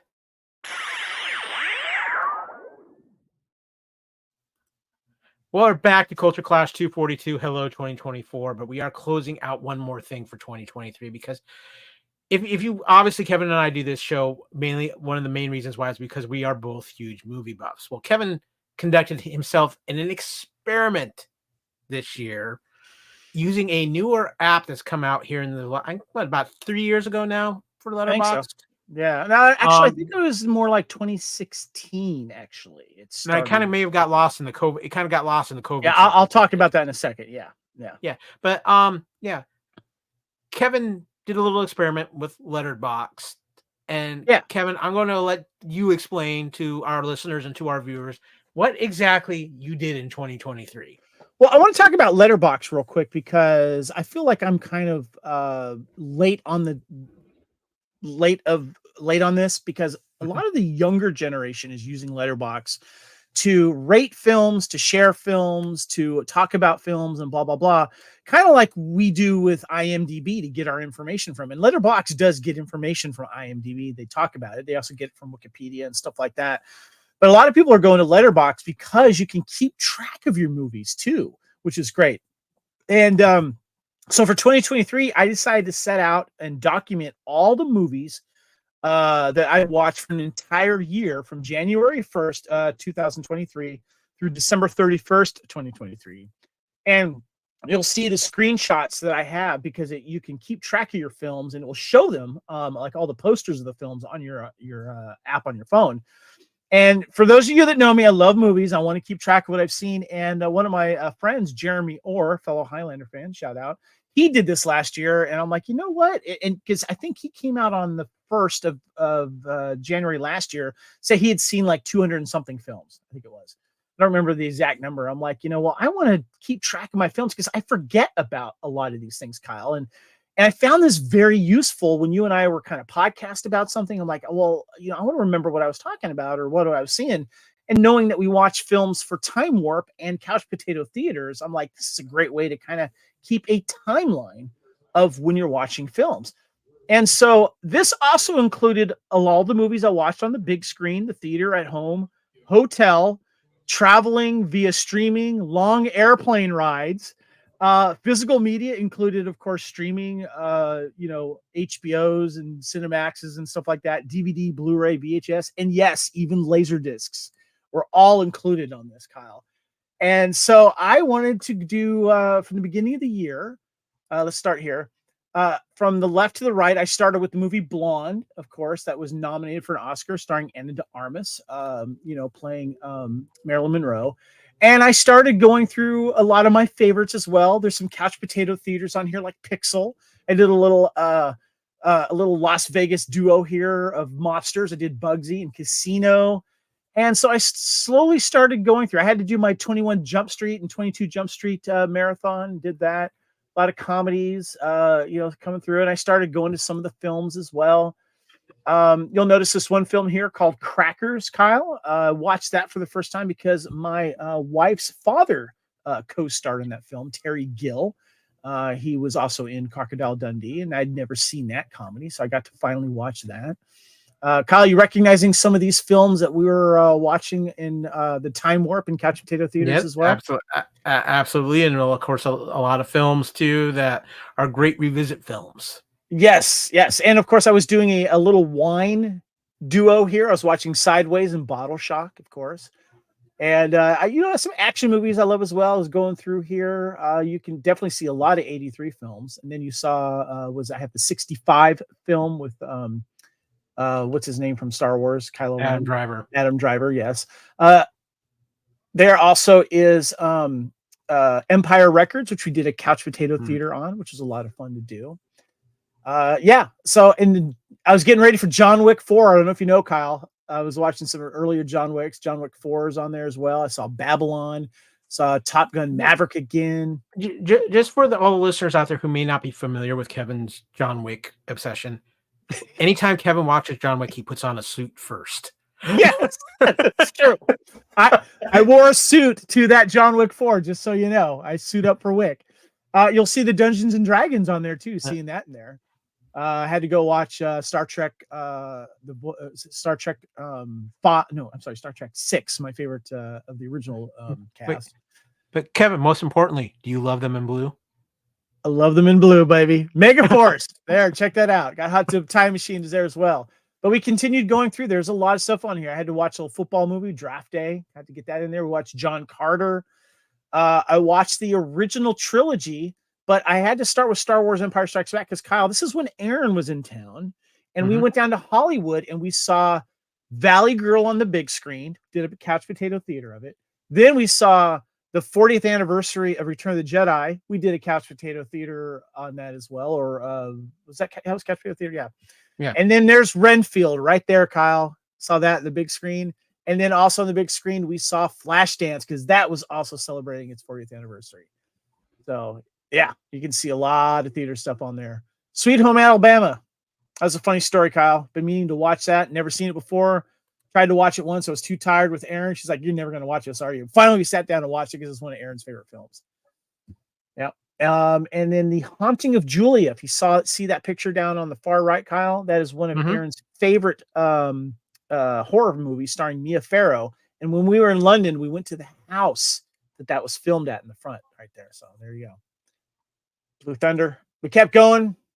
Had to watch Chef again. Love me some Chef. Streets of Fire. Aaron was not a fan of that film.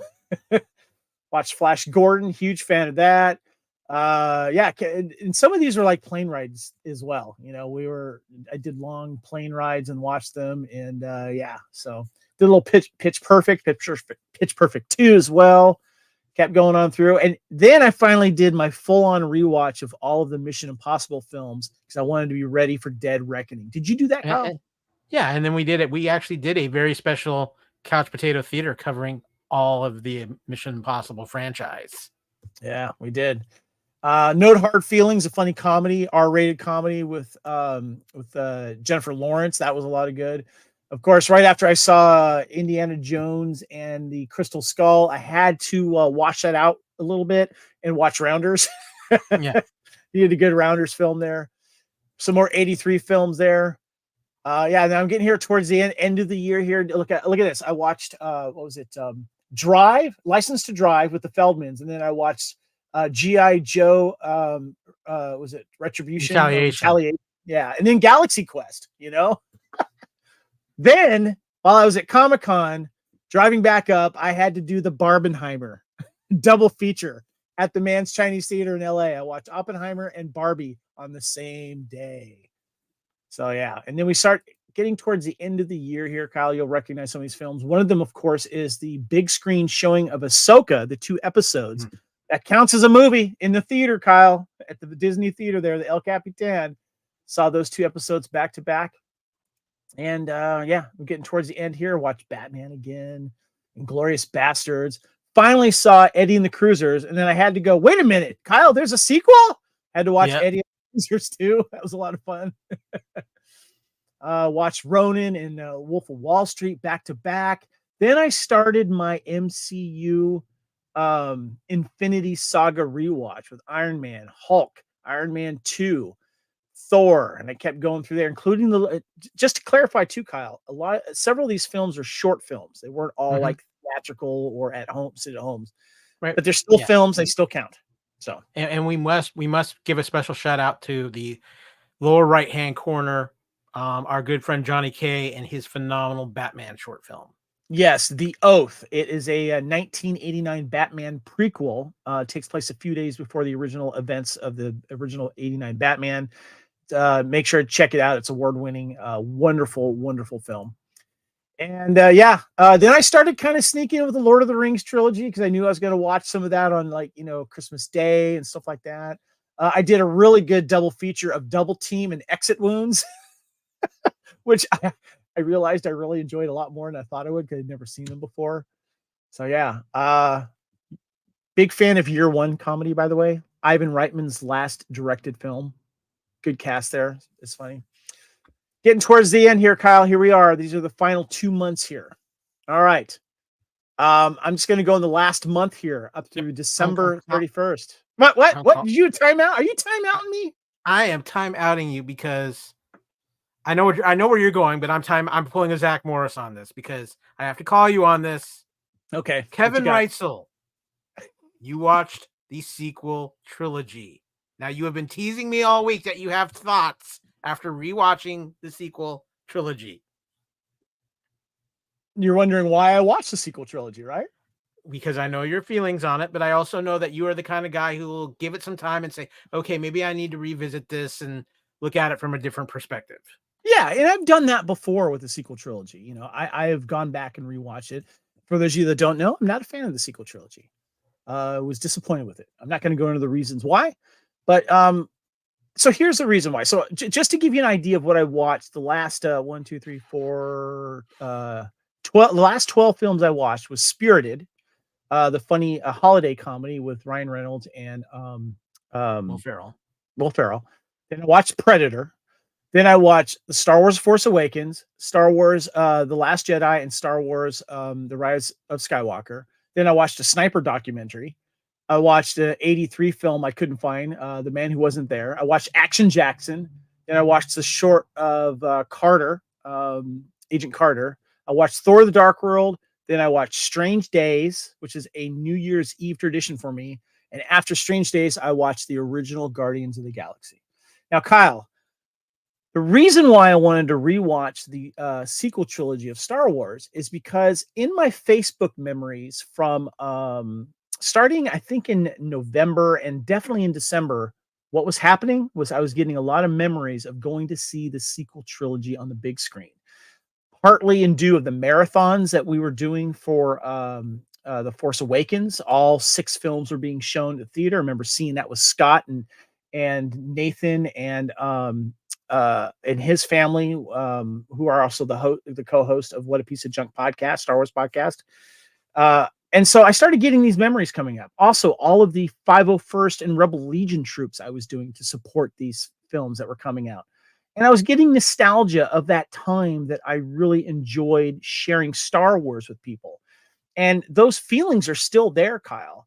I still enjoy going to the movies with those people and enjoying being in a group and doing Star Warsy stuff. And I found myself going, I don't even remember what the hell happened in Rise of Skywalker. I couldn't remember anything about it because I kind of blocked it from my head. I had a pretty good idea what was happening with The Last Jedi because that's what turned for me with a lot of fans. I'm not a fan of that movie. I know people do love it, and I'm not going to begrudge you on that. It just wasn't for me. The sequel trilogy still, Kyle, is not for me. After watching The Rise of Skywalker, I felt it was just kind of like, let's try to see what we can save here. It had its moments that I did feel a little emotional about, some individual moments, but to me, now that I had another look at it, I'm going to leave that for other people to enjoy and for the younger kids to enjoy, but I'm still not a fan of the sequel trilogy. So I'm a little confession time here. Mm-hmm. I can go back and I can rewatch The Force Awakens because of the memory you talk about. There's a lot of good memories for me with The Force Awakens, and I don't think it's that bad of a film. No, I actually like The Force Awakens. It's still my favorite. If I had a favorite of the sequel trilogy, Star Wars, The Last Jedi, I have probably watched twice since. I've seen clips here and there. You catch it on cable and stuff like that. But sat through it and watched it maybe twice. I have not since Rise of Skywalker. I saw it in the theater. I have not sat through that movie start to finish since I saw it in the theater. Yeah, I don't have a desire to. It's just the thing that I got from rewatching this trilogy again was, to me, it was the biggest lost opportunity in movie history. I can agree with that. For how they handled certain characters. And not just the OG cast. Finn's character just dropped like a lead ball. That character had so much potential, and I'm really disappointed for John Boyega and his character. The one great thing about the sequel trilogy is Daisy Ridley is Rey. She is fantastic as that character. I gotta give some love to Oscar Isaac too. Oh yeah, that's true. But John Boyega, a lost opportunity, dropped the ball big time there. But anyway, I just, I wanted to show that I could watch it again, and I was just really curious about it, and I gave it its due time. I didn't look at my phone while I was watching it. I made sure I gave it all that I could. So yeah. Kenny says The Force Awakens, Rogue One, and Solo are my favorites of the Disney era of Star Wars, and Mando is my favorite TV series along with Ahsoka. Yeah, good stuff there. I'm a huge fan, like Kyle is, of Rogue One, and man, boy, do I love Solo. I freaking love Solo. Really do. Yeah. Anyway, so there we go. Like I said, there it is. That is 408 movies that I watched in 2023, Kyle. And this is reminiscent of when I went and watched to see how many theater movies I could see in 2010. I went to go see 200 movies on the big screen at the time. 200 movies on the big screen. Yeah. So I want to ask you as we wrap up this little experiment of yours. Is there anything you pulled from this, or anything that's going to stick with you, or anything that you learned from this? Yeah, this Kyle, this Fandom Podcast Network and with you has really cultivated my love for movies. And I appreciate you and you helping me nurture this, because it started with my dad. He would put on the TVs when I was a kid and, watch these old movies. And the fact that I get to now share that with him and see what old movies he's watching in the house together, because we live together. And you have been able to help me really showcase my fandom on the Fandom Podcast Network by diving into these podcasts and sharing my love for physical media, and also allowing me to discover new films, whether it's with Time Warp or Couch Potato Theater, or in your case, you telling me about Sound of Thunder, little things like that. And when I was using this app, it was allowing me to remember these films. And going back, because if I didn't do this, Kyle, I wouldn't remember a lot of these films, and I want to remember them. I want to have this in my library, and that's why I'm happy that the Letterboxd app is a thing, because I can go back and look at that list. That list is still here. This 408 movies, and I am keeping track of 2024. I'm already 7 movies in, and I'm 5 days in right now, which actually is kind of slow. I should have more. 500. Yeah. We want 500. But it all come around saying I appreciate you, Kyle, for allowing me to be part of this Fandom Podcast Network, as it's allowed me to be nerdy.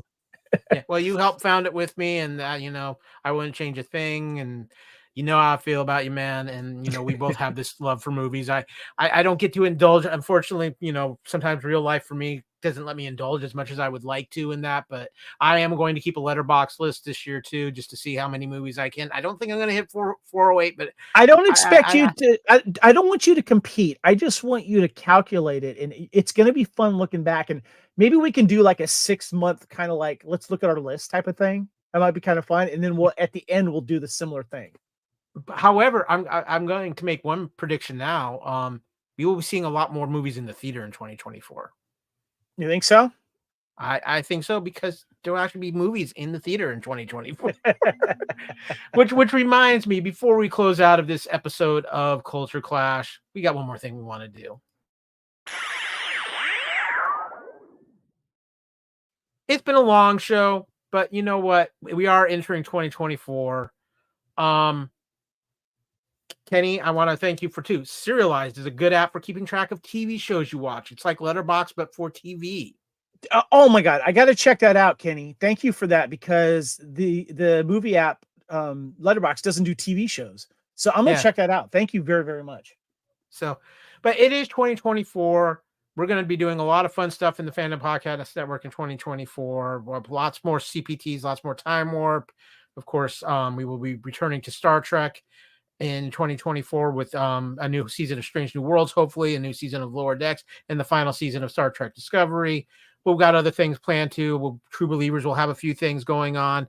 We're going to get it figured out. But Kevin, here on Culture Clash, I want to close out this episode. I want to have us each give a couple predictions and a couple of hopes for 2024. Predictions and hopes. This was tough at first when you asked me, Kyle. This was tough. So I'll go first with my hopes and predictions here. First thing I have is a prediction. At least 2 streaming services will merge together. I think this is an inevitability. I think we're going to have some studios merge together, which is going to lead some streaming services merging together. We're hearing lots of rumors that Warner Brothers and Paramount might merge, which would lead to a merging of Max and Paramount Plus, which could have a. So is it going to be called Max Plus or Paramax? Paramax. I'm going Paramax. I also think something could happen with the Peacock app and Comcast. We know Hulu is kind of already getting merged into Disney Plus. So that is my prediction, is that streaming services will be merging together, and we're going to be seeing a big change, yet another big change in the streaming landscape before the end of 2024. I like that. Do you have a prediction for 2024, Kevin? Yes, because it happened this last year. My favorite movie of 2024 is not going to be on my radar. Will be my favorite movie. Just like Renfield is my favorite movie of the year. I think a movie that I'm not expected is going to be my favorite movie of the year. Now, Kevin, we also want to have a few hopes for this. And one of our hopes is actually something we are in mutual agreement on. We hope Deadpool 3 lives up to the hype. Please add up to the hype. I love all of these so-called like fake stuff that we're seeing from the sets, you know? Yeah. The trolling that Ryan Reynolds is doing with fans. I love it. Please live up to the hype. Do not suck. That is my hope as well with you, Kyle. Well, and it's going to be technically be an MCU film, so yeah, that's a big thing too. In fact, now, it's the only one scheduled right now for 2024. It is the only live action MCU film on the schedule in 2024. Wow. So, yeah. I have another prediction too, Kevin, and I'm curious to your thoughts about this. We will see less franchise movies in the second half of 2024. And what I mean by that is you're not going to see a lot of Marvel. You're not going to see a lot of Star Wars. You're not going to see maybe even a Fast and Furious. Because I think in 2023, Hollywood learned that there is a demand for original films like Oppenheimer, like Barbie. And what I mean by that is something new, something fresh. I think we are going to see Hollywood, also because of the strike and a few other things, we're going to see some different things from Hollywood in the second half of 2024, because the first half is full of franchise stuff because of things getting postponed and such because of the strike. Kenny says, I can't wait for Deadpool 3. And you know, Kyle, there was a meme or a photo that was put out of all of the sequels that are coming out in 2024. So that technically is kind of franchisey, if that's the case. So I know you're targeting the tail into the second half of 2024, because I think most of those will be out by then, maybe. But that's a bold prediction, Cotton. Well, I think your next prediction, sir, there's some truth to it, but I'm going to say will be on life support. Yes. So my prediction is that physical media, more Blu-ray and 4K, it will not go away.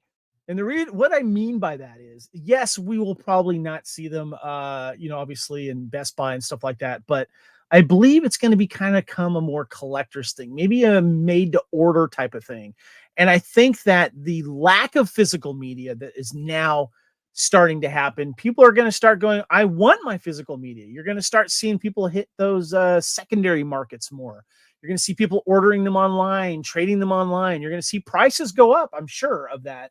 But I think that there's going to be not necessarily like the LP vinyl renaissance that we had, but I think that there's going to be a wanting of it more because of the streaming situations that's going to happen, where you might not be able to stream your favorite movies because licenses change. People bought the company that was showing it or what have you.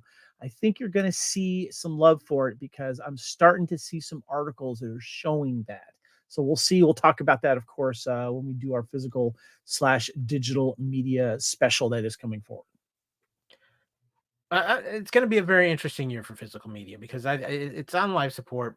But there's things going on with even certain aspects of digital that I feel like are going away that kind of scare me as well. Kenny talks about, I think 2024 franchise films will take a break for films and TV shows a bit. I am sad about Superman and Lois too. I think that's been a phenomenal Superman show ending with season 4. It's a good run, and I think it actually got 2 more seasons than what it probably would have if not for the fact it had a streaming life on HBO Max as well. But yeah, I have one final hope for 2024, and it involves one of the biggest studios out there, and that's Disney. I am truly hoping that Bob Iger keeps his word and what he has been talking about at Disney, the fact that they need to get away from quantity and get back to quality. And that's across the board with Disney, Marvel, Star Wars, all of it. It's time to put the focus on the quality. I would much rather have 2 Marvel movies a year that are high quality than 4 that are average. I would like to see some Star Wars movies actually come out, but I want them to be well done too. I want them to recharge themselves and come back with a new sense of energy and purpose in 2025. It's been 5 years since Rise of Skywalker, right? Mm-hmm. Yeah, that was the last one, right? Yeah, it was the last movie. Yeah, 2019, right? Yeah. No, wait, what was no? I think was Solo after Rise of Skywalker. No. Solo was right after Last Jedi. Remember that? It was 6 months after that. So yeah. So I'm that is my hope. And actually, and I can apply that to a lot of other studios as well. But Disney, who's kind of got control of a lot of the major franchises right now, take 2024 and reset yourself. Yeah, Kenny says it too. I think all major studios need to get back to quality over quantity. Agreed. And I'm going to talk about that more because, like I said, Fandom Podcast Network this year is also going to be dedicated to a lot of talk of physical versus digital and what's happened because of streaming and some other things. And that is an aspect I have some strong personal feelings about. Yep, definitely. Yeah. But so Kevin, I have one last hope. Wait, Kevin, could this hope also be so you have some new fresh content for a certain podcast? Yeah, that would help. Yeah. So I don't know if you guys know this or not, but I like Highlander. I am the co-host of Blooded Kings, our Highlander podcast on the Fandom Podcast Network with Lee Fillingsness. Love Highlander. Highlander is the reason why I met my wife Erin. And my hope is the Highlander reboot goes into pre-production or starts filming in 2024. There was some stuff going on that's going to happen now that the strike is over. And I think they were shooting for a 2025 release. So please, I'm not expecting it to be as good as the original Highlander, Kyle. I just want a new interpretation of Highlander and Chad Stahelski, who is still attached to direct it. And Henry Cavill. Henry Cavill is supposed to star in it. Just give me a fun interpretation of it. That's all I want. I just need more new Highlander in my life. I couldn't agree more. But with that, guys, much like 2023, which I'm about to say a certain proper goodbye to it. Goodbye, 2023. As far as I'm concerned, this is the best way to get rid of you.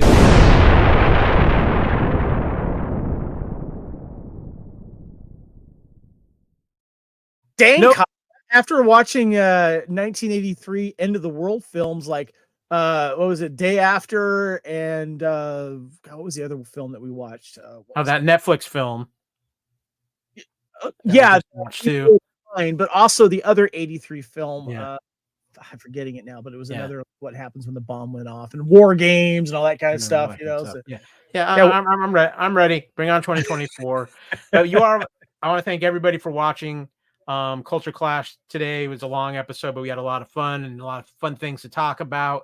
And of course, if you're watching, if you're watching on the Fandom Podcast Network YouTube channel, please give us a like, give us a subscribe, give us a share if you feel up to it. Don't feel obligated, but we do appreciate the support. Of course, this is the Fandom Podcast Network. You can also find all of our audio versions of our podcast on our master feed at fpnet.podbean.com.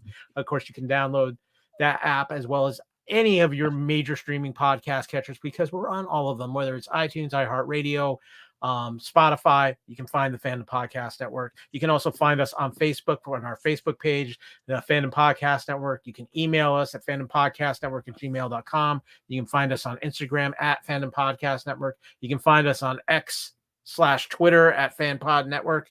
You can find me, Kyle, on Twitter/X at AKyleW, and on Instagram and Threads at AKyleFandom. Kevin, where are you on the socials? You can find me on X, Instagram, and Threads at Spartan_Phoenix. And I just want to mention real quick, too, I'm really excited because in April, I'm going to be going back to Australia before hanging out with my wife, of course. I'm going to be going to Brisbane, hanging out with our good friends Blair. I'll be staying with him. We'll be doing some fun, nerdy stuff with movies and such there. And we're also going to be hanging out with Adam, our Lethal Mullet muleteer there. So we're going to be having some fun and hanging out. I'm looking forward to seeing those guys again in person. I'll be a recovering tax zombie at that point, but that's okay. It is going to be a very fun 2024 at the Fandom Podcast Network, and we're going to have a blast, and hopefully you guys join us for the ride. Yeah, Time Warp is going to be a lot of fun this guy's years because we're doing it monthly, and there are so many good movies that came out of 1984. So stay tuned. Yep. With that, guys, as always, it doesn't matter what year it is, as we say, respect each other, and most importantly, enjoy your fandom. We are out of here. Happy New Year, everybody. Happy New Year! Yay! And we are out of here.